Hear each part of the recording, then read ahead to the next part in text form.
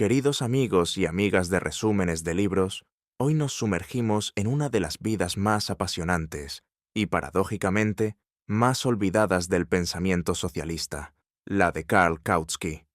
Si alguien merece el título de El hombre que quiso ser la brújula del proletariado mundial, ese fue él. Durante 3 décadas enteras, entre 1880 y 1914, prácticamente nadie discutía una cuestión teórica marxista, sin citar, apoyar o atacar a Kautsky. Lenin lo llamó el Papa del marxismo. Rosa Luxemburgo lo admiraba y lo detestaba al mismo tiempo. Trotsky lo respetaba y luego lo despreció. Bernstein lo quiso como hermano y terminó enfrentándolo en duelo dialéctico. Hasta el mismísimo Engels, en sus cartas privadas, lo trataba con una mezcla de cariño paternal y leve exasperación. Kautsky es un pedante insoportable, pero es nuestro pedante. Y sin embargo, apenas unas décadas después, su nombre casi desapareció de los manuales. ¿Por qué? Porque Kautsky cometió el pecado mortal de tener razón demasiado pronto o demasiado tarde, según se mire. Defendió la democracia cuando los revolucionarios la consideraban burguesa. Rechazó la violencia dictatorial cuando los bolcheviques la elevaban a dogma.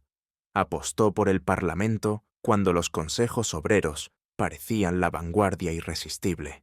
Y sobre todo, se negó a bendecir la Revolución de Octubre como el modelo universal. Resultado, los comunistas lo tacharon de traidor. Los socialdemócratas lo relegaron a figura decorativa y los historiadores liberales lo ignoraron porque no encajaba en sus esquemas de buenos y malos de la Guerra Fría. Esta biografía de Marek Waldenberg, publicada originalmente en 1972 en plena Polonia comunista y traducida al español con valentía en los años 80, es un acto de justicia poética. Waldenberg, un historiador marxista disidente, escribió este libro en un régimen que veneraba a Lenin y execraba a Kautsky, y aún así tuvo el coraje de demostrar que el renegado tenía argumentos de sobra. El resultado es una obra monumental que no solo narra la vida de un hombre, sino que recorre como un río caudaloso toda la historia del movimiento obrero europeo, desde las catacumbas de las leyes antisocialistas de Bismarck hasta los escombros de la República de Weimar, pasando por la Comuna de París, la Revolución Rusa, la matanza de la Gran Guerra y el ascenso del fascismo. Aquí verán a un Kautsky joven, flaco, miope, enfermizo, que en Zúrich contrabandeaba periódicos prohibidos, escondidos en doble fondo de maletas, mientras Engels le regañaba por no ser lo suficientemente revolucionario. Lo verán convertido en el redactor estrella de Die Neue Zeit, la revista que todo socialista culto devoraba como si fuera la Biblia y el periódico a la vez. Lo verán redactando el programa de Erfurt, ese texto que durante años fue el catecismo oficial de millones de obreros alemanes. Lo verán enfrentarse a Bernstein en una polémica tan elegante y tan feroz que hoy parecería un duelo de espadachines con silogismos en lugar de floretes. Y lo verán, sobre todo, en el momento más trágico, cuando en 1918, siendo subsecretario de Asuntos Exteriores del gobierno revolucionario alemán, tuvo que elegir entre apoyar los consejos obreros de inspiración bolchevique o defender la Asamblea Nacional Democrática, y eligió la segunda opción, sellando su destino. Porque esa fue la gran tragedia de Kautsky. Creyó que el socialismo llegaría por la vía más larga, pero más segura. Educación masiva, conquistas parlamentarias, cooperativas, sindicatos fuertes y una paciencia histórica que él consideraba científica. Creyó que la dictadura del proletariado significaba el gobierno de la mayoría obrera dentro de la democracia, no la supresión de esa democracia. Y cuando vio que en Rusia se construía algo muy distinto, no cayó. Escribió La dictadura del proletariado y terrorismo y comunismo con la misma pluma serena y demoledora que había usado contra Bernstein 20 años antes. Y pagó el precio. El exilio intelectual primero, el exilio físico después, cuando los nazis entraron en Viena y su esposa Luise terminó en Auschwitz por ser judía. Pero no queremos que este prólogo sea un lamento.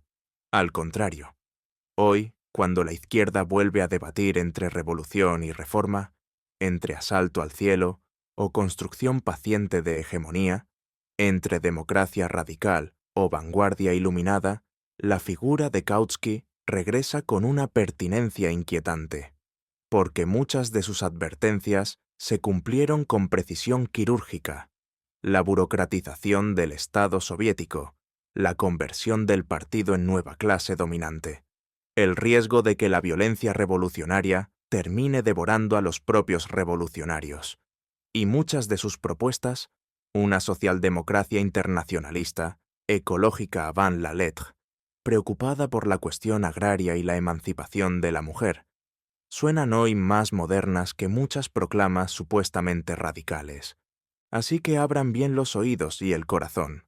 Van a acompañar a un hombre que nació cuando Marx aún corregía el tomo 1 de El Capital y murió cuando Hitler ya había invadido Austria.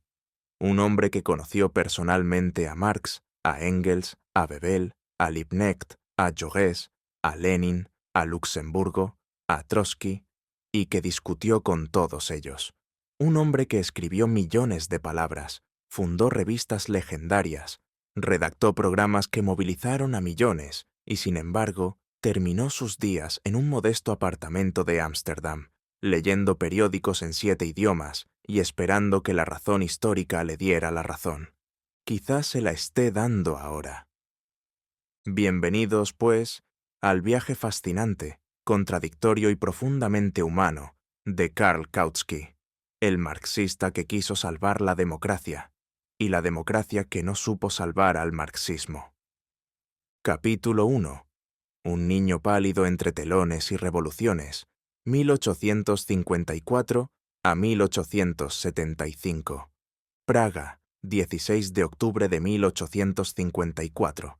En la calle Seletná, una de las más antiguas de la ciudad, nace Karl Johann Kautsky, en el seno de una familia donde el arte y la bohemia se daban la mano con cierta inquietud social. Su padre, Johann Kautsky, era escenógrafo checo de origen judío converso, especializado en decorados teatrales tan grandiosos que parecían desafiar la gravedad. Su madre, Mina Jaitsch, actriz y pintora austriaca, escribía novelas sentimentales con heroínas que, curiosamente, siempre terminaban defendiendo ideas cooperativistas o denunciando la miseria obrera. El pequeño Karl creció literalmente entre bastidores.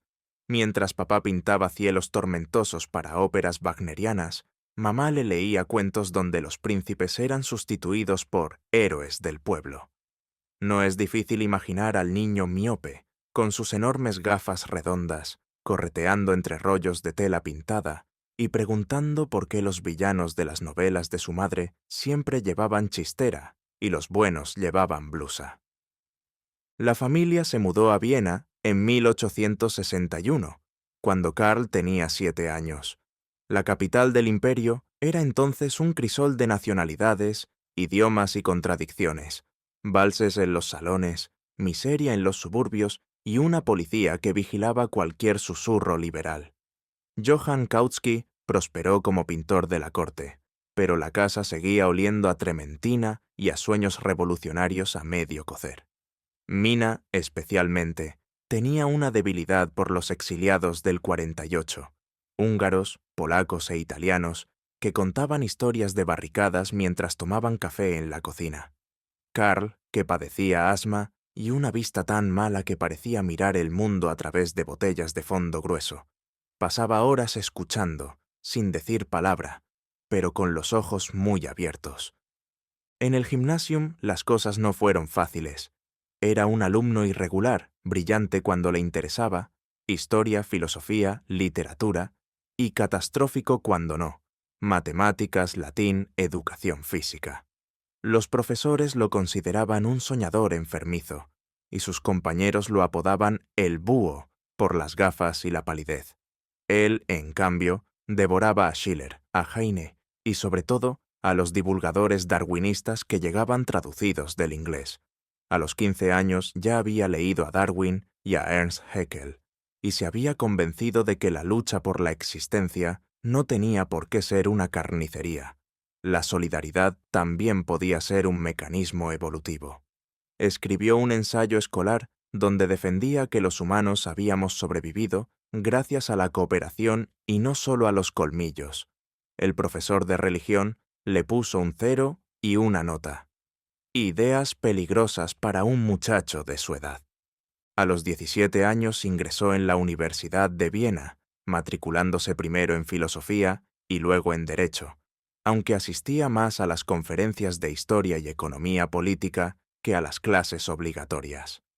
Allí descubrió a los economistas clásicos ingleses y, sobre todo, a Ferdinand Lassalle, el socialista romántico que hablaba de asociaciones productivas con ayuda del Estado.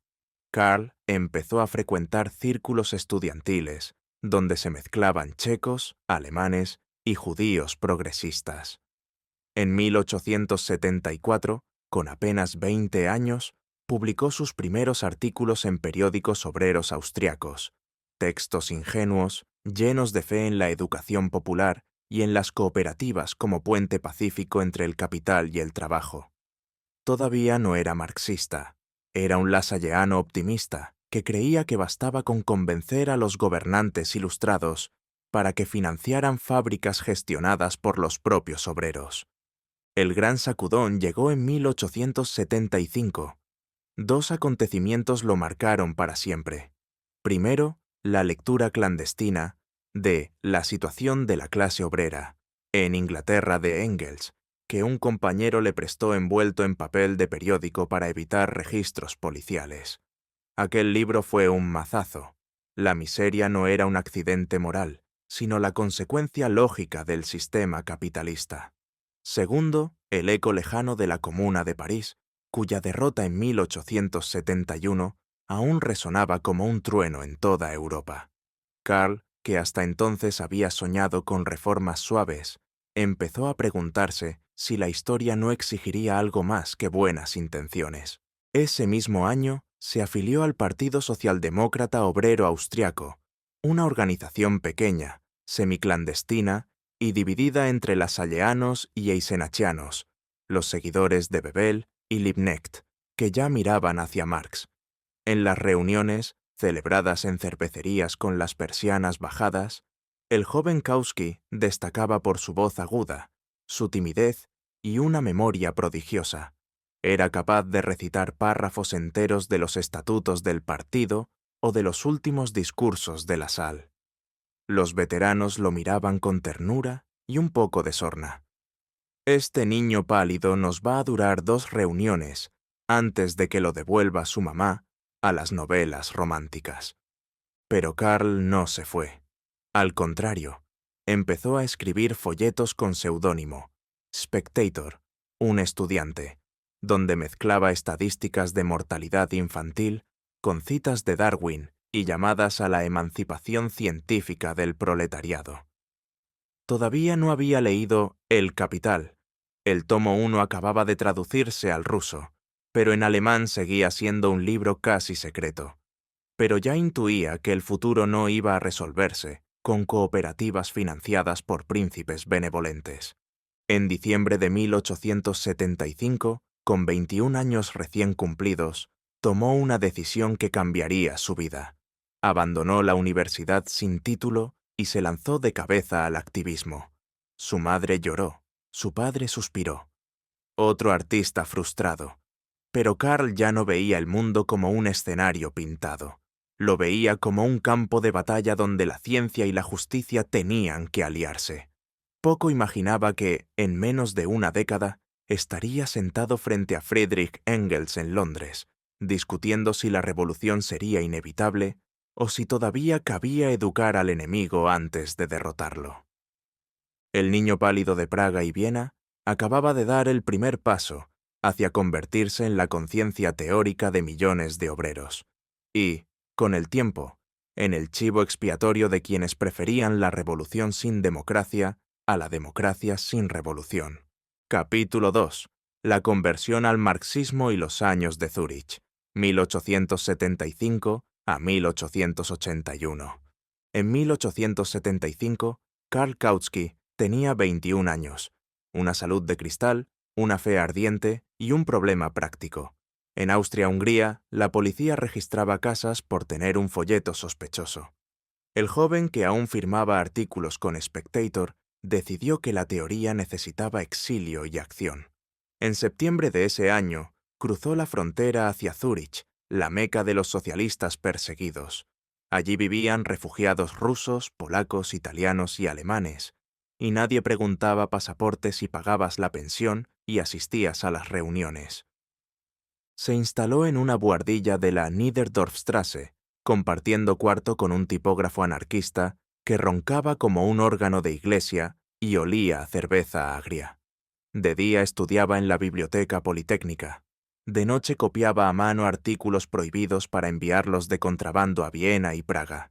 Su primer gran descubrimiento fue el tomo 1 de El Capital, edición alemana de 1872, que un estudiante ruso le prestó con la advertencia: «Si te pillan con esto, son 5 años de fortaleza». Karl lo leyó en 3 semanas, subrayando con lápiz rojo hasta que el libro pareció sangrar. Salió de aquella lectura como quien sale de una iglesia después de la conversión, pálido, tembloroso y absolutamente convencido de que había encontrado la llave maestra de la historia. Pronto conoció a Eduard Bernstein, 4 años mayor, berlinés, ex cajero de banco y ya corresponsal de Der Sozialdemokrat, el periódico clandestino del SPD alemán. Entre ellos nació una amistad que duraría medio siglo y terminaría en la polémica más famosa del movimiento obrero. Bernstein, más pragmático y sonriente, se burlaba cariñosamente del pequeño profesor checo, que hablaba con voz de pito y citaba a Marx como quien recita salmos.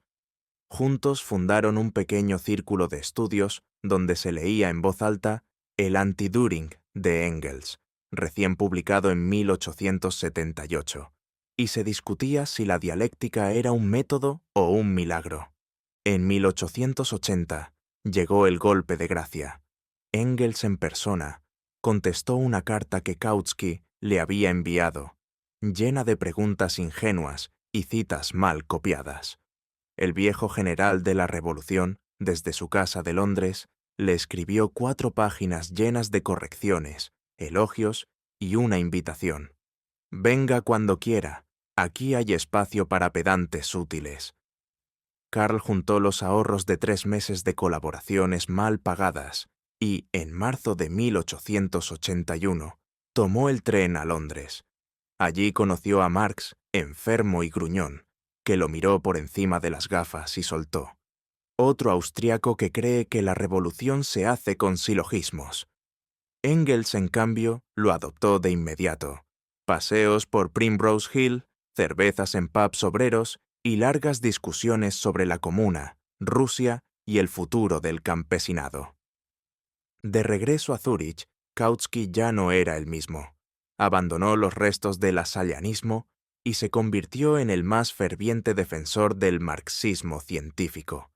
Empezó a publicar en Der Sozialdemokrat, con su nombre real, artículos tan densos que los tipógrafos se quejaban de que les dolían los dedos al componerlos. Defendía la inevitabilidad del derrumbe capitalista, pero con un matiz que ya entonces lo distinguía. La revolución sería hija de la madurez económica y cultural, no de la voluntad heroica. «Queremos la cabeza del capitalismo, no su corazón sangrante», escribió en una frase que Bernstein anotó en su diario con una mezcla de admiración y preocupación. En la práctica, los años suizos fueron duros. Vivía de traducciones, colaboraciones y algún dinero que le mandaba su madre, quien, desesperada, le enviaba calcetines junto con cartas que decían: «Karl, por Dios, cómprate un abrigo, pareces un espantapájaro rojo». Sufrió 2 ataques de asma que casi lo matan y una depresión cuando le rechazaron un manuscrito entero por demasiado teórico. Pero también fueron años de formación acelerada. Aprendió ruso para leer a los populistas y refutarlos, francés para seguir a los blanquistas, inglés para traducir a Hyndman, y, sobre todo, aprendió a escribir con la claridad implacable que luego haría famosa a Die Neue Zeit. En 1881, con 27 años, recibió la propuesta que cambiaría todo. August Bebel y Wilhelm Liebknecht le ofrecieron dirigir una nueva revista teórica que se publicaría en Stuttgart cuando cayeran las leyes antisocialistas. Kautsky aceptó sin dudar. Dejó la buhardilla de Zúrich, se despidió de Bernstein con un abrazo que duró más de lo habitual. Ambos intuían que se verían mucho en el futuro, aunque no cómo, y tomó el tren hacia el norte. El niño que había llegado a Suiza huyendo de la policía se marchaba convertido en el más prometedor teórico del marxismo europeo. Llevaba en la maleta 3 mudas, una máquina de escribir Remington prestada y la certeza absoluta de que la historia tenía leyes tan exactas como las de Newton, y que él acababa de ser nombrado uno de sus intérpretes oficiales. Lo que nadie imaginaba, ni siquiera él, era que ese nombramiento duraría exactamente hasta que la historia, caprichosa como siempre, decidiera cambiar de leyes sin pedirle permiso. Capítulo 3. La fundación de Die Neue Zeit y el papado teórico, 1881 a 1890. De regreso de Londres, con el acento de Engels aún resonando en sus oídos como un eco prusiano, Karl Kautsky pisó suelo alemán en 1881 con la determinación de un cartógrafo listo para trazar el mapa definitivo del socialismo. Las leyes antisocialistas de Bismarck seguían en vigor, convirtiendo a los socialdemócratas en ratas de alcantarilla intelectuales, reuniones en sótanos, periódicos impresos en Suiza y distribuidos como si fueran dinamita. Pero el viento cambiaba. Bebel y Liebknecht, los veteranos del SPD, veían en Kautsky al hombre perfecto para su ambicioso proyecto. Una revista que no solo denunciara la explotación, sino que la diseccionara con bisturí científico. Así nació Die Neue Zeit, en octubre de 1883, desde las prensas de Göttingen, cerca de Zúrich. El primer número, de apenas 32 páginas, se vendió en secreto a militantes que lo ocultaban bajo la camisa como un talismán. Kautsky, a sus 29 años, asumió la redacción desde el exilio. No era un puesto glamoroso. Corregía pruebas hasta la madrugada, traducía artículos del ruso al alemán mientras Toser tosía por el humo de la estufa y negociaba con impresores que cobraban en oro suizo por el riesgo. Pero pronto la revista se convirtió en algo más que papel y tinta. Era el púlpito desde el que Kautsky predicaba el marxismo ortodoxo contra las herejías, el anarquismo bakuninista, el catolicismo social que Bismarck usaba como cortafuegos, y hasta el socialismo utópico que aún rondaba como un fantasma romántico. Sus editoriales, firmados con iniciales para despistar a la policía, explicaban la plusvalía no como un robo poético, sino como una ecuación implacable. El capital devoraba tiempo vivo para acumular valor muerto. Los obreros alemanes, que leían a la luz de velas en tabernas, empezaban a citar a Kautsky como quien recita versos de Goethe, pero con números en lugar de rimas. El gran salto llegó en 1890, cuando Bismarck cayó, y con él las leyes represivas. Die Neue Zeit emigró a Stuttgart, instalándose en una modesta oficina donde el aire olía a plomo de imprenta y a sueños de futuro. La tirada explotó, de 1.500 a 20.000 ejemplares semanales, devorados por sindicalistas, intelectuales y hasta algún profesor universitario arrepentido. Kautsky, ahora editor en jefe, reclutó a un ejército de colaboradores, Bernstein para los asuntos ingleses, Plekhanov para las intrigas rusas y hasta Engels, que enviaba artículos desde Londres con anotaciones al margen como «Cuidado, Karl, no conviertas la dialéctica en aritmética». La revista se convirtió en el faro del SPD, no un panfleto de barricadas, sino un laboratorio donde se probaba la teoría contra la realidad cotidiana. Kautsky publicaba análisis de crisis industriales, debates sobre el proteccionismo y hasta reseñas de novelas rusas que olían a revolución inminente. Fue en estos años cuando Kautsky se ganó el apodo de Papa del marxismo. No era un título que buscara. De hecho, se sonrojaba cuando Liebknecht lo soltaba en broma, pero encajaba. Como el pontífex máximo de la doctrina, velaba por la ortodoxia. Marx y Engels no eran profetas inspirados, sino científicos que habían descubierto las leyes del movimiento social, tan inevitables como la gravitación. En su correspondencia con Engels, que llenaba cuadernos enteros, Kautsky refinaba ideas. El colapso capitalista no sería un Big Bang, sino un hundimiento gradual por contradicciones internas, acelerado por la conciencia proletaria.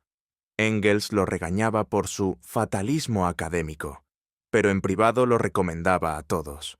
Kautsky entiende el viejo diablo mejor que yo mismo.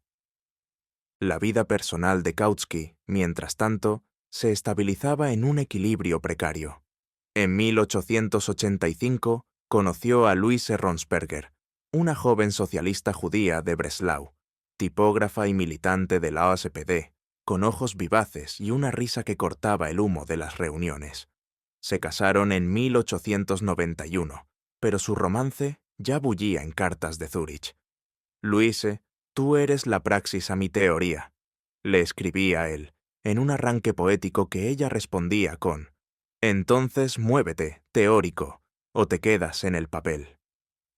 Juntos tendrían 3 hijos, Carl Jr., Félix y Luis, y un hogar en Berlín que era mitad biblioteca, mitad conspiración.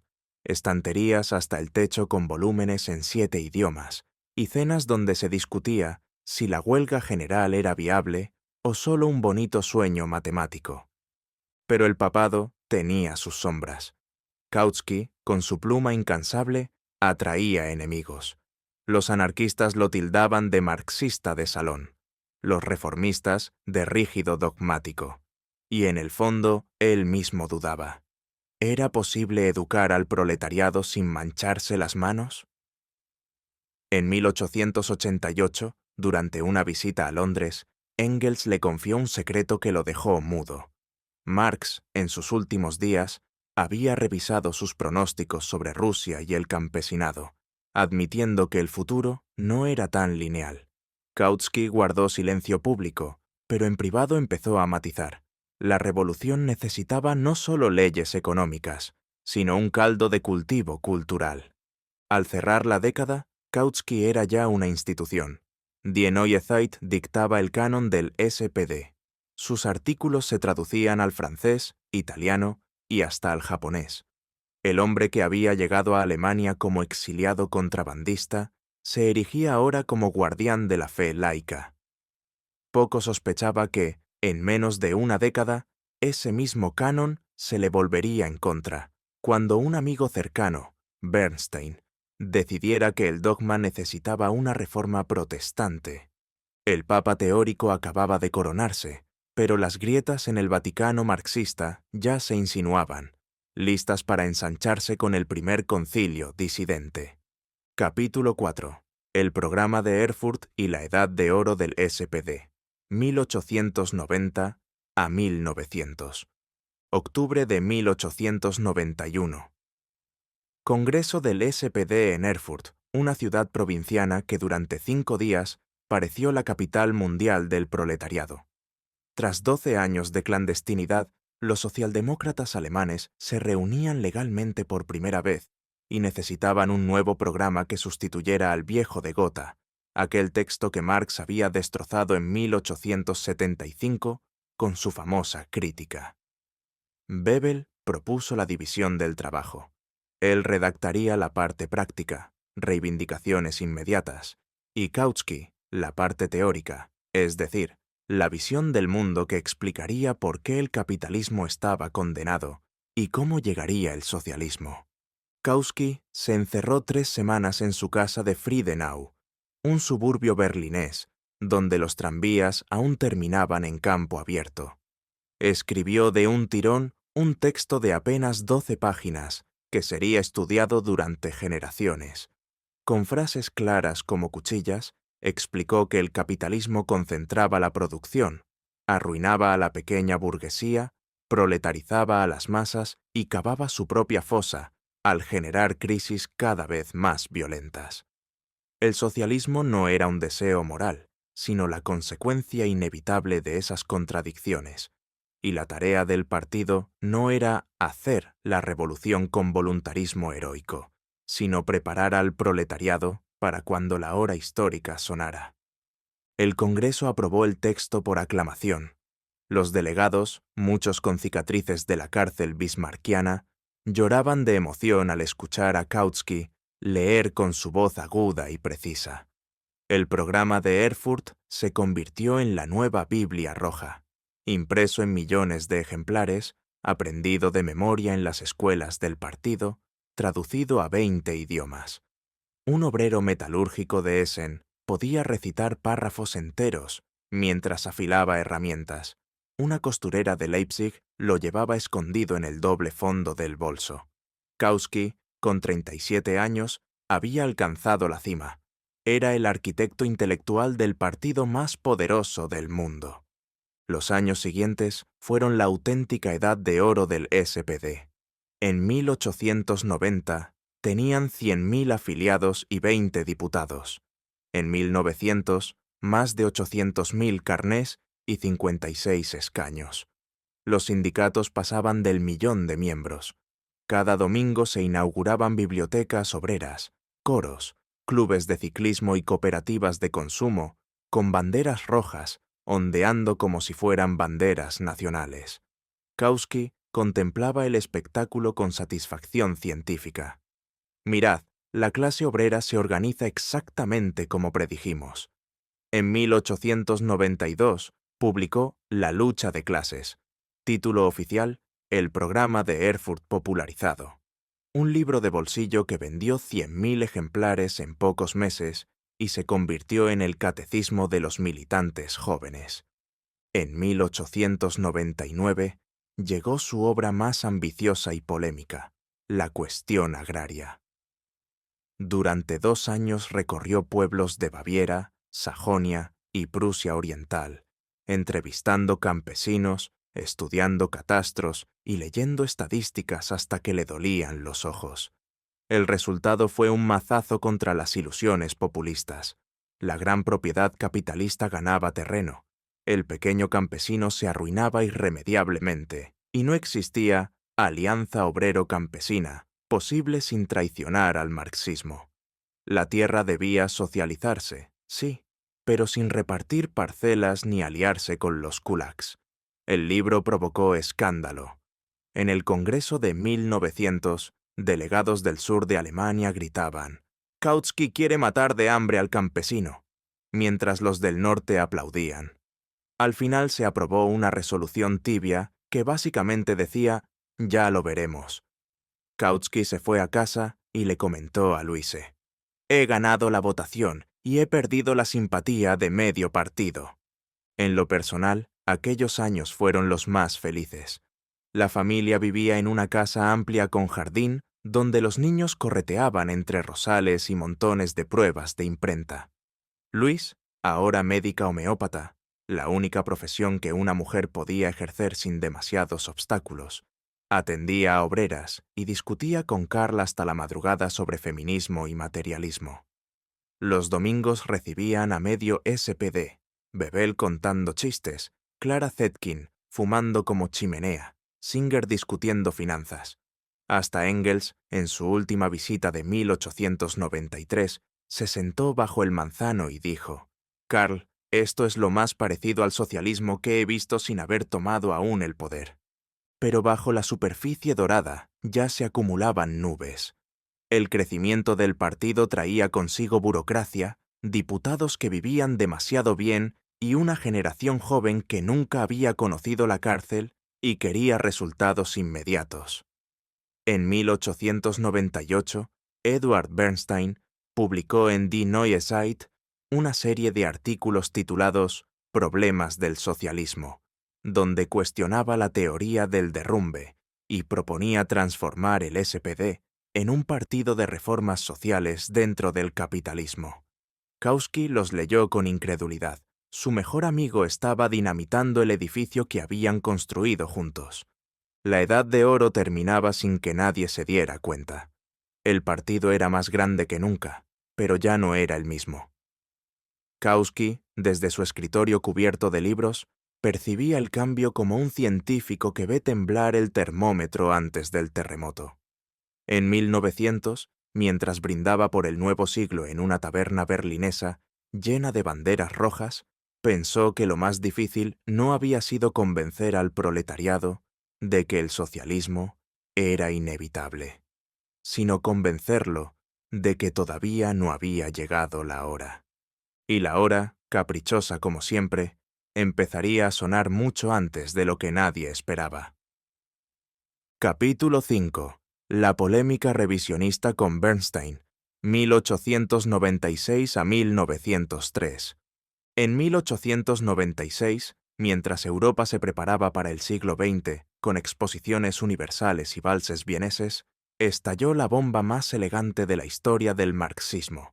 Edward Bernstein, exiliado en Londres, amigo íntimo de Kautsky y albacea literario de Engels, publicó en Die Neue Zeit una serie titulada Problemas del socialismo. Con la calma de quien toma té inglés, escribió: el capitalismo no se derrumba, se estabiliza. Las crisis son menos graves. Aparece una clase media nueva. Los obreros compran acciones y hasta bicicletas. Conclusión: hay que abandonar la teoría catastrófica y convertir el SPD en un gran partido laborista de reformas. Kautsky leyó el primer artículo en su despacho de Stuttgart, se quitó las gafas, se las volvió a poner y soltó un «Edward se ha vuelto loco», que resonó hasta la imprenta. Durante 20 años habían compartido buhardilla, cárcel potencial y sueños. Ahora Bernstein atacaba el corazón mismo del programa de Erfurt, que él, Kautsky, había escrito. Empezó la que sería conocida como la gran polémica revisionista. No un duelo de pistolas, sino de silogismos, estadísticas y cartas privadas que dolían más que balas. Los primeros golpes fueron suaves. Kautsky respondió con una serie titulada Bernstein y el programa socialdemócrata, donde admitía que el capitalismo se adaptaba, pero insistía: las contradicciones fundamentales seguían ahí, solo se posponían. Bernstein replicó que posponer era lo mismo que superar. Kautsky subió el tono: si aceptamos eso, mañana aceptaremos la monarquía social de Guillermo II. Bernstein sonrió desde Londres. Mejor una monarquía social que una revolución que nadie quiere. El debate se extendió como incendio forestal. Rosa Luxemburgo, joven y fulminante, entró con su folleto Reforma o Revolución, 1899, donde acusaba a Bernstein de querer convertir al león proletario en un gatito doméstico.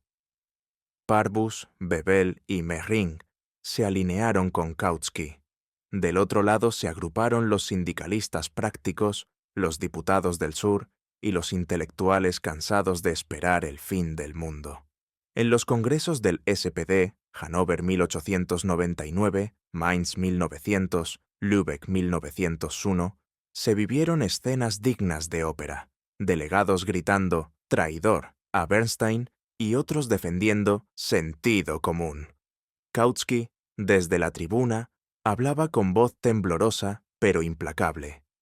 Quien abandona la meta final, abandona también el camino. La frase se convirtió en lema y en epitafio.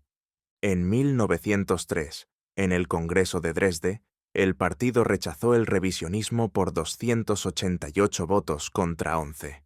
Bernstein quedó aislado, pero no derrotado. Muchos de los que votaron contra él pensaban en privado como él. Kautsky ganó la batalla teórica y perdió la guerra práctica. El SPD siguió creciendo en votos y escaños, pero cada vez más como máquina electoral que como vanguardia revolucionaria.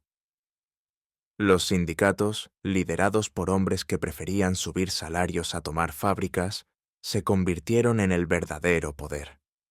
En lo personal, la polémica rompió algo irreparable. Las cartas entre Karl y Edward, antes llenas de querido hermano y bromas sobre cerveza inglesa, se volvieron frías y protocolarias. Lusakowski intentó mediar. Invitó a Bernstein a Friedenau, cocinó ganso asado y los vio discutir durante 6 horas sin que ninguno cediera un milímetro. Al despedirse, Bernstein abrazó a Karl y le dijo: «Seguimos siendo amigos, ¿verdad?». Kautsky respondió con una sonrisa triste: «Los amigos discuten de fútbol, Edward. Nosotros discutimos del futuro de la humanidad».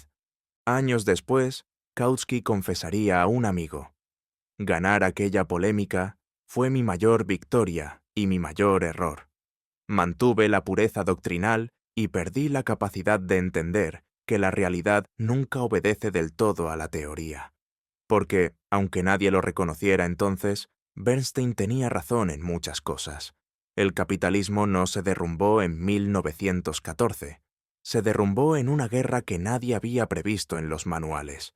Y el SPD, entrenado durante años para esperar la gran crisis, se encontró de pronto ante una crisis completamente distinta: cañones en lugar de bancarrota. La polémica revisionista no fue solo un debate académico. Fue el primer aviso de que el marxismo, como cualquier religión, podía dividirse en católicos y protestantes. Kautsky se quedó con los católicos de la ortodoxia. Bernstein abrió la puerta a los protestantes de la socialdemocracia real. Entre ambos, sin quererlo, escribieron el prólogo de las tragedias que vendrían.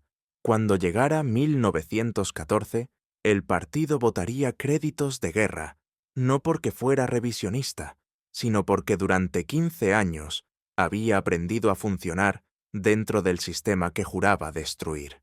Y Kautsky, el vencedor teórico, empezaría a descubrir que ganar un debate no es lo mismo que ganar la historia. Capítulo 6. El centrismo y la estrategia revolucionaria parlamentaria, 1903 a 1914. Tras la tormenta revisionista, Kautsky emergió como el árbitro indiscutible del SPD, pero ya no como el guardián inflexible de antaño. Entre 1903 y 1914, adoptó lo que los historiadores llaman centrismo.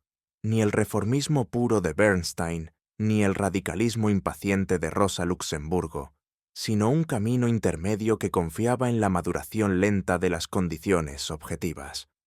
Para él, la revolución no era un asalto voluntario al Palacio de Invierno, sino el fruto maduro que caería cuando el árbol capitalista se pudriera lo suficiente.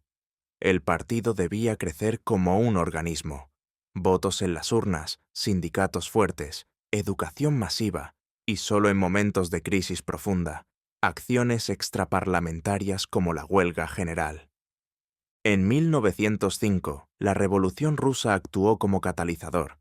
Las noticias de San Petersburgo llegaban a Berlín con retraso, pero incendiaban las reuniones. Kautsky vio en los sucesos una confirmación parcial. Sí, la huelga de masas podía derribar regímenes atrasados, pero en países industrializados como Alemania, el arma principal seguía siendo el Parlamento. Escribió artículos frenéticos en Die Neue Zeit. La huelga general es un instrumento quirúrgico, no un martillo para romperlo todo. Rosa Luxemburgo, desde Varsovia, le contestó con pasión. La huelga era la escuela de la revolución, no un recurso de emergencia. Kautsky replicó que en Alemania, con millones de obreros organizados y un Reichstag que, aunque limitado, concedía escaños, precipitar acciones podía llevar a derrotas sangrientas como la Comuna de París. Su obra maestra de esta etapa fue El camino al poder, publicada en 1909. El libro vendió 30.000 ejemplares en meses y se convirtió en la brújula de la izquierda europea. Con capítulos breves y claros, Kautsky anunciaba una nueva era de guerras y revoluciones provocada por el imperialismo. El capitalismo, en su fase monopolista, Exportaba crisis mediante colonias y armamentos, pero al hacerlo preparaba su propia tumba. Los pueblos oprimidos se rebelarían, los obreros de los países centrales aprovecharían la debilidad estatal. La dictadura del proletariado no sería una minoría armada, sino el gobierno democrático de la mayoría obrera, apoyada en sindicatos y cooperativas. Lenin, desde Ginebra, lo leyó con entusiasmo y lo citó como prueba de que hasta los oportunistas alemanes reconocían la proximidad de la revolución. Otro concepto que acuñó fue el ultraimperialismo. Imaginaba un futuro en que los grandes carteles y bancos, para evitar guerras ruinosas, se pondrían de acuerdo en un superimperialismo pacífico que explotaría el mundo entero de forma racional. Muchos lo interpretaron como una traición al internacionalismo.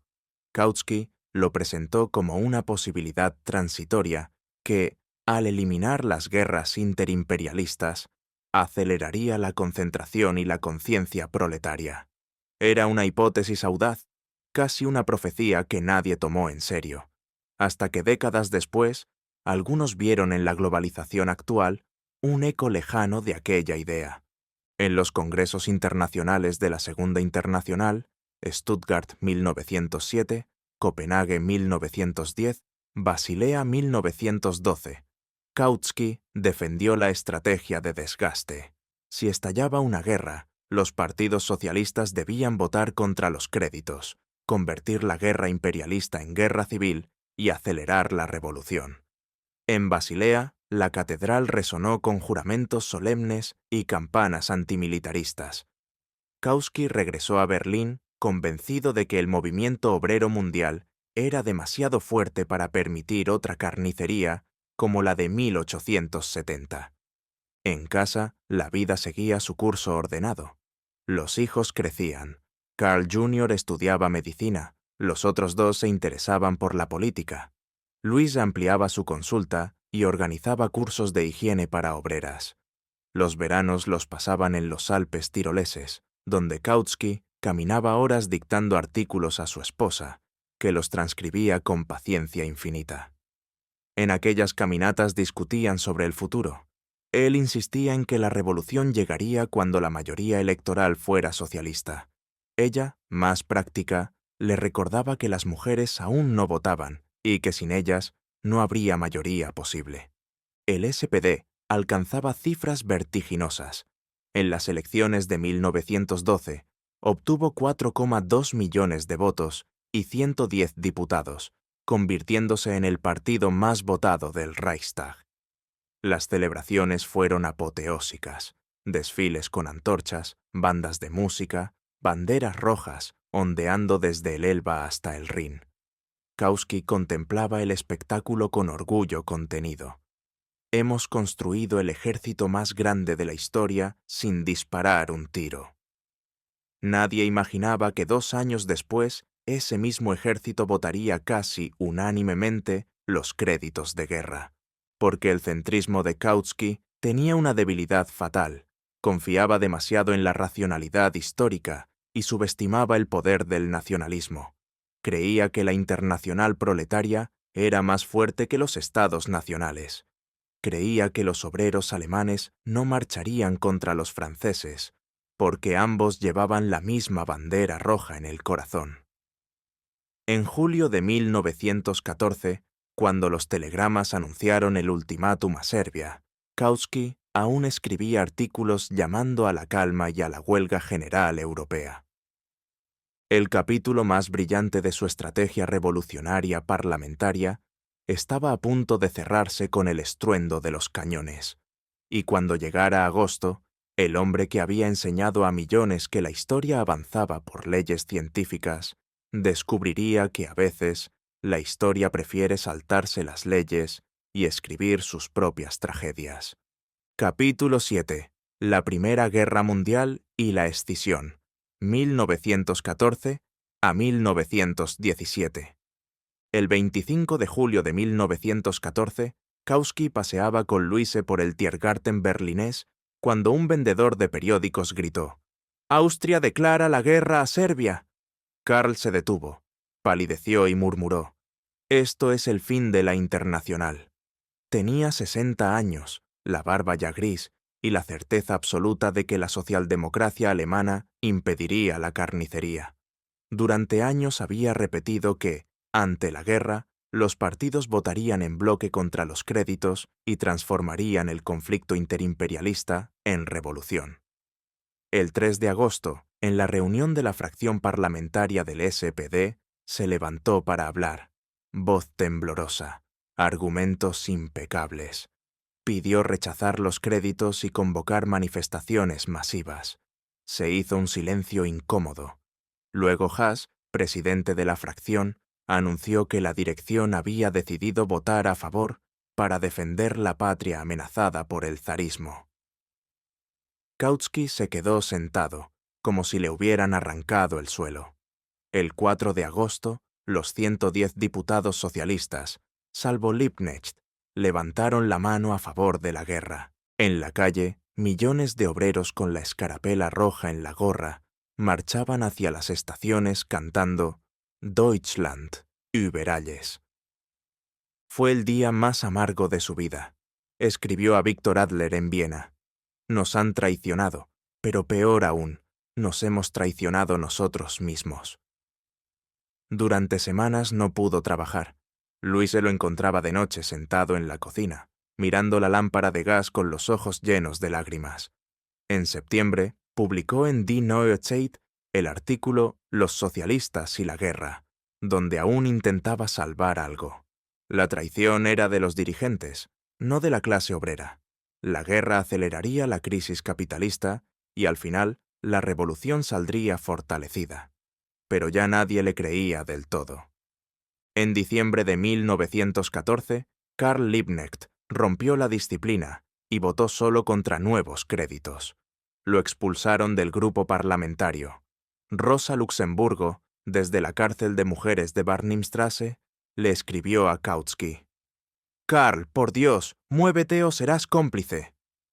Él respondió con una carta de 10 páginas explicando que la oposición prematura dividiría al movimiento y lo entregaría a la represión. Rosa le contestó con una postal: «Tu prudencia es la almohada donde duerme la burguesía». Poco a poco, la oposición interna creció. En marzo de 1915, Kautsky, Hasse y Bernstein publicaron el manifiesto «Lo esencial es la paz», que exigía una paz sin anexiones ni indemnizaciones. Los expulsaron de la redacción de Vorwärts. En junio de 1916, Kautsky fundó con Bernstein y Hugo Hasse la revista teórica Die Internationale, pero el gobierno la prohibió en el primer número. Entonces llegó el momento decisivo. El 24 de marzo de 1917, en plena hambruna del invierno de los nabos, se celebró en Gotha la Conferencia de los Disidentes. Kautsky pronunció el discurso principal: «No podemos seguir en un partido que bendice la matanza». Al día siguiente nació el USPD, Partido Socialdemócrata Independiente de Alemania. Kautsky fue elegido miembro del comité ejecutivo junto a Hasse, Luxemburgo y Mering. El SPD mayoritario los llamó traidores a la patria. La prensa burguesa los llamaba agentes rusos. Tenían 120.000 afiliados al principio. En un año serían casi 1 millón. En casa, la guerra también golpeó duro. Su hijo mayor, Karl, fue llamado a filas y enviado al frente occidental. Luis se pasaba noches en vela leyendo los partes de guerra. Kautsky escribía cartas a los ministros intentando que lo destinaran a un puesto de oficina. Lo consiguió, pero el chico regresó con pulmones destrozados por el gas mostaza. En 1917, cuando los marineros de Kiel empezaron a negarse a salir al mar, Kautsky comentó a Luise: «Escucha, amor, ese es el ruido de la historia despertando». A finales de año llegaron las noticias de Petrogrado. Los bolcheviques habían tomado el poder. Kautsky recibió la primera edición de Die Neue Zeit soviética y leyó el decreto sobre la paz. Por primera vez en 3 años sonrió. Lenin ha hecho lo que nosotros no nos atrevimos. Pero la sonrisa duró poco. En diciembre, cuando llegaron los detalles de la disolución de la Asamblea Constituyente rusa, escribió en su diario: «Han ganado la guerra civil antes de ganar la paz democrática. Temo que paguemos todos el precio».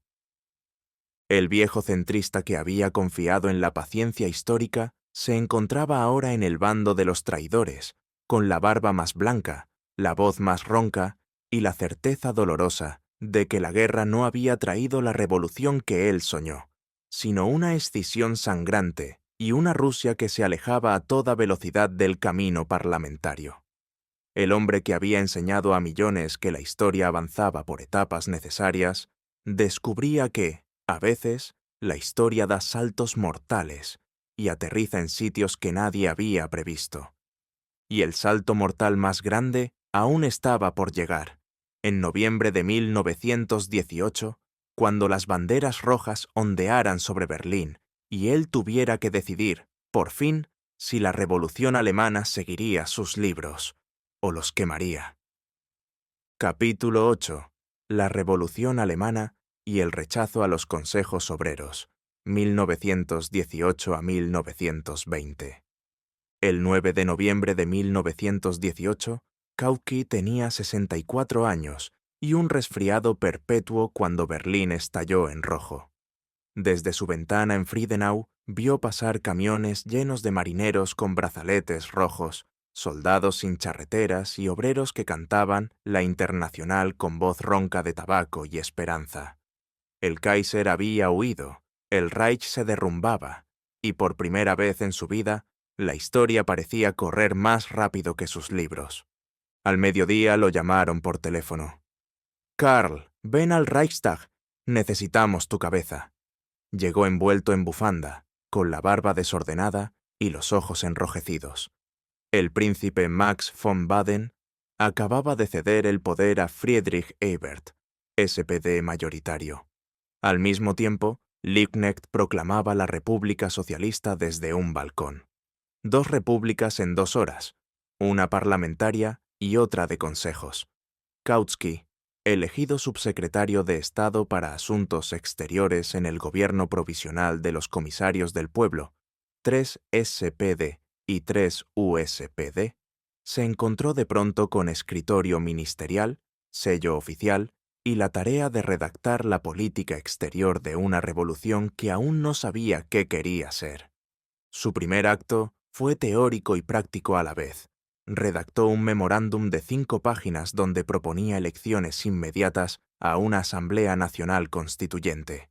Para él era evidente, la revolución había triunfado porque la gran mayoría, obreros, soldados, empleados, la apoyaba. Ahora había que consolidarla con la legitimidad democrática más amplia posible.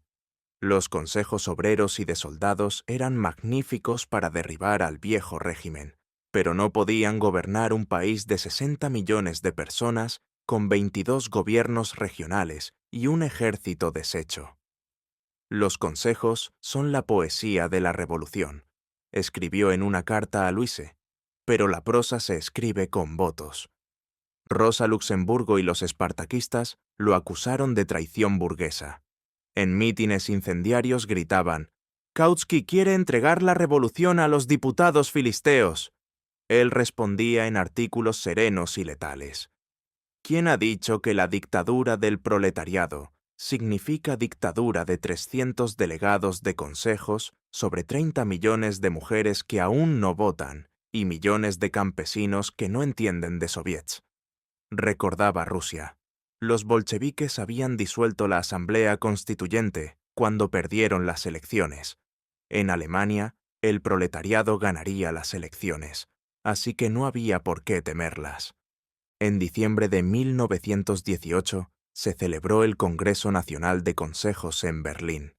Kautsky asistió como delegado del USPD y habló durante 45 minutos sin papel, voz temblorosa pero lógica de acero. Pidió transferir todo el poder a la futura Asamblea Nacional y convertir los consejos en órganos de control y vigilancia, no de gobierno. La votación fue aplastante. 344 a favor de la asamblea, 98 en contra. Los espartaquistas abandonaron la sala gritando «¡Traidores!». Kautsky se fue a casa y le dijo a Luise: «He ganado la votación y he perdido a Rosa para siempre». El 19 de enero de 1919 se celebraron las elecciones. El SPD sacó 11,5 millones de votos, el USPD 2,3 millones y los espartaquistas apenas 300.000. La asamblea se reunió en Weimar. Berlín era demasiado peligrosa, y Kautsky, elegido diputado, redactó gran parte del programa de socialización: expropiación gradual con indemnización, control obrero en las grandes empresas, municipalización de servicios. Era la socialdemocracia radical que había soñado durante 40 años, pero llegaba en medio del caos, con el hambre, los Freikorps y la amenaza bolchevique. En marzo, cuando asesinaron a Luxemburgo y Liebknecht, Kautsky escribió un artículo titulado «El camino de Rosa», que aún conmueve. Ella quería la revolución pura y murió por ella. Yo quiero la revolución posible y viviré para ver si la consigo. No fue a los funerales. Luise le contó que el canal Landwehr estaba helado y que los cuerpos aparecieron semanas después, irreconocibles. Durante 1919 y 1920, mientras la República de Weimar se tambaleaba entre putschs de derecha y levantamientos de izquierda, Kautsky se convirtió en el gran defensor de la legalidad republicana. Criticó duramente la represión de Noske contra los consejos bávaros y sajones, pero insistió: sin ejército no hay república, y sin república no habrá nunca socialismo. En 1920, tras el putsch de Kapp, cuando los obreros declararon la huelga general y derrotaron a los golpistas, Kautsky propuso al USPD entrar en un gobierno de coalición con el SPD para consolidar la democracia. La mayoría del partido se negó, y en octubre de 1920, el sector derecho del USPD, incluido Kautsky, regresó al viejo SPD. Se fue de la oficina ministerial con la misma bufanda del primer día y una carpeta llena de proyectos de socialización que nunca se aplicarían. En el tren de regreso a Berlín, escribió en su diario: «He defendido la democracia hasta quedarme solo. Si la historia me da la razón, será cuando ya no pueda leerla». El hombre que había rechazado los consejos obreros, porque creía que la revolución necesitaba millones de votos y no cientos de delegados, acababa de cerrar el capítulo más intenso de su vida. Afuera, la República de Weimar nacía débil, herida y llena de enemigos. Adentro, Kautsky guardaba silencio, esperando que el tiempo le devolviera la razón que los fusiles le habían quitado. Capítulo 9. La gran ruptura con los bolcheviques, 1918 a 1924. En noviembre de 1917, cuando los cañones de la Aurora retumbaron en Petrogrado, Kautsky sintió primero alegría y luego un escalofrío. Alegría porque el zarismo había caído. Escalofrío porque el poder lo tomaba un partido que disolvía la Asamblea Constituyente apenas elegida. En marzo de 1918, desde su nuevo escritorio de subsecretario en Berlín, redactó una carta abierta a Lenin. «Camarada, habéis hecho la revolución más grande desde 1789, pero si ahogáis la democracia, ahogaréis también al socialismo». Lenin no contestó. Contestó la historia con la checa y los decretos que prohibían periódicos socialistas. El primer golpe serio llegó en agosto de 1918, con La dictadura del proletariado, un folleto breve y letal que Kautsky escribió en 15 noches febriles. Allí distinguía dos conceptos: dictadura como dominio de clase, el proletariado como clase gobernante dentro de la democracia, y dictadura como forma de gobierno, supresión de libertades por una minoría. Rusia, decía, no tenía las condiciones objetivas para el socialismo. Era un país atrasado, con 80% de campesinos y una industria incipiente. Los bolcheviques sustituían la falta de condiciones por la voluntad de hierro de un partido. El resultado no sería socialismo, sino un nuevo despotismo burocrático. El libro se tradujo rápidamente al ruso y circuló clandestinamente. Lenin lo leyó en el Kremlin, subrayó frases con lápiz rojo y estalló. En 1920 llegó la respuesta.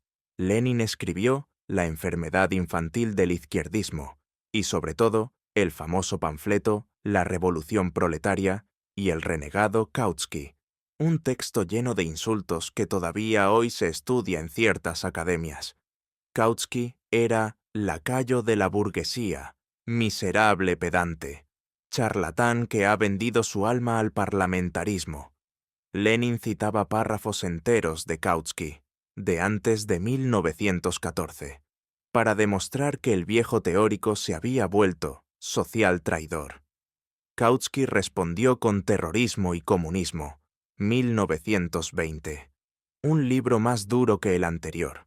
Comparaba la Checa con la Inquisición, la disolución de la Constituyente con el 18 Brumario de Napoleón III y predecía que el partido único se convertiría en nueva clase dominante.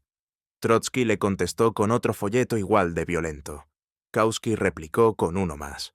Fue un duelo de plumas que duró 4 años y dividió a la izquierda mundial en dos campos irreconciliables. En 1920, Kautsky recibió una invitación sorprendente. La República Democrática de Georgia, menchevique, lo invitó a visitar el país como observador independiente. Aceptó. Viajó con Luis en tren a través de un Cáucaso todavía en guerra y pasó 3 meses en Tiflis. Lo que vio lo dejó impresionado. Cooperativas florecientes, escuelas laicas, reforma agraria real, prensa libre y un gobierno socialista elegido democráticamente.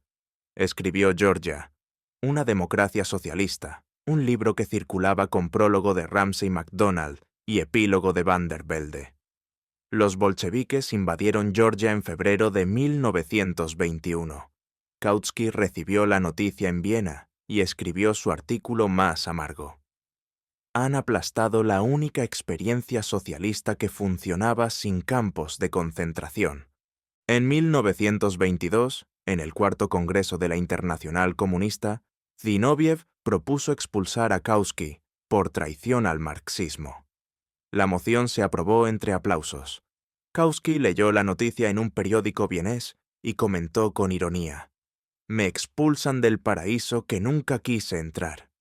En privado, a sus hijos les dijo: «Lenin ha ganado la revolución rusa, pero ha perdido el socialismo».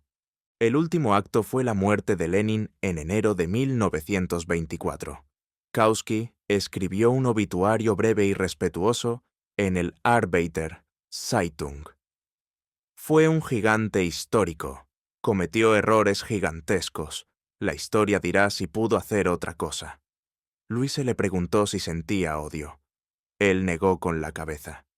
Odio no, tristeza profunda, porque lo que están haciendo en Rusia no es el socialismo que Marx soñó, sino una nueva forma de capitalismo de Estado, con banderas rojas. En pocos años, el hombre que había sido el papa del marxismo se convirtió, para la mitad de la izquierda, en el hereje mayor.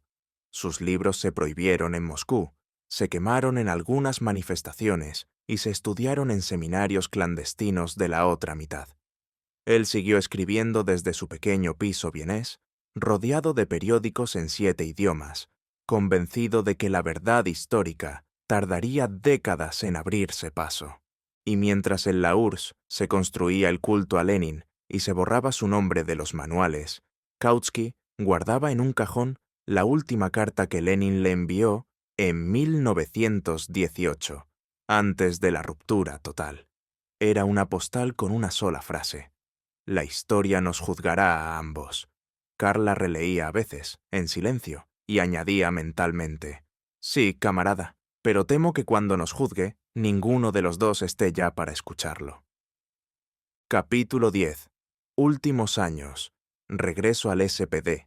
Antifascismo y exilio, 1924 a 1938. En 1924, con 70 años cumplidos y la barba completamente blanca, Karl Kautsky tomó el tren de Viena a Berlín para hacer algo que 20 años antes le habría parecido imposible: volver al SPD. Lo recibió Otto Wels con un abrazo incómodo y la frase «Bienvenido a casa, viejo maestro». No hubo discursos ni banderas, solo un carnet renovado y una mesa en la redacción del periódico teórico. El partido ya no era el gigante revolucionario de 1912, sino una maquinaria electoral que defendía la República de Weimar con uñas y dientes. Kautsky aceptó el puesto de conciencia crítica honoraria. Escribía artículos largos que casi nadie leía y votaba siempre con la mayoría, aunque gruñía en privado que la socialdemocracia se había convertido en la enfermera del capitalismo moribundo. Sus grandes obras de madurez llegaron entonces. Entre 1927 y 1931, publicó la monumental La concepción materialista de la historia, 2 tomos y más de 1000 páginas donde intentaba cerrar el círculo, integrar la dialéctica con la biología, la geografía y la psicología, demostrar que el socialismo era la culminación necesaria de toda la evolución humana. Los críticos comunistas lo ignoraron, los socialdemócratas lo alabaron sin leerlo, los académicos lo archivaron como curiosidad. Él mismo bromeaba con Louise. He escrito el libro que Marx no llegó a terminar y que nadie terminará de leer. En casa, la vida era tranquila y triste a la vez. Los hijos habían emigrado. Carl Jr. a Estados Unidos, los otros a Praga y Londres. Luis, con más de 60 años, seguía atendiendo pacientes y organizando conferencias sobre higiene femenina. Los domingos paseaban por el Prater vienés. Se habían mudado a Viena en 1924 buscando alquileres más baratos, y Kautsky leía los periódicos en voz alta, comentando cada noticia con la misma frase: «Ya lo dije hace 30 años». Cuando Hitler llegó al poder en 1933, Kautsky tenía 78 años y una salud de hierro oxidado. Vio por la radio cómo quemaban sus libros en la Opernplatz y comentó con calma aterradora: «Donde queman libros, terminan quemando personas, y una de ellas será Luise». En 1934, tras el asesinato de Dollfuss y el breve triunfo del austrofascismo, la policía registró su piso buscando literatura marxista. Encontraron estanterías enteras. Kautsky, con su voz de siempre, les dijo: «Caballeros, si confiscan todo esto, necesitarán 3 camiones». Se llevaron solo los ejemplares rusos. El resto lo dejaron por demasiado viejo. Él escribió esa noche en su diario: «El fascismo también tiene burocracia». Los últimos años los pasó escribiendo contra el totalitarismo de ambos colores. En 1937 publicó «¿Son los judíos una raza?», para combatir el antisemitismo nazi con argumentos darwinistas y estadísticos. En 1938 terminó Socialismo y Democracia, un testamento donde repetía que sin libertades políticas, el socialismo se convierte en esclavitud con plan quinquenal. Apenas alcanzó a corregir las pruebas. El 12 de marzo de 1938, las tropas alemanas entraron en Austria. Kautsky tenía 83 años, cáncer de próstata y una maleta preparada desde hacía meses. Luise insistió: «Nos vamos ya». Cruzaron la frontera holandesa en un tren abarrotado de refugiados judíos y socialistas. En Ámsterdam los acogió una familia obrera que había leído sus libros en la juventud. Instalaron un pequeño escritorio junto a la ventana que daba a un canal. Allí, entre patos y bicicletas, Kautsky dictaba sus últimos artículos mientras la radio anunciaba la caída de la República Española y el pacto Ribbentrop-Molotov. El 17 de octubre de 1938, a las 11 de la mañana, pidió que abrieran la ventana para escuchar los pájaros. Luise le tomó la mano. Murió sin agonía, con la misma expresión serena que tenía cuando explicaba la plusvalía en 1883.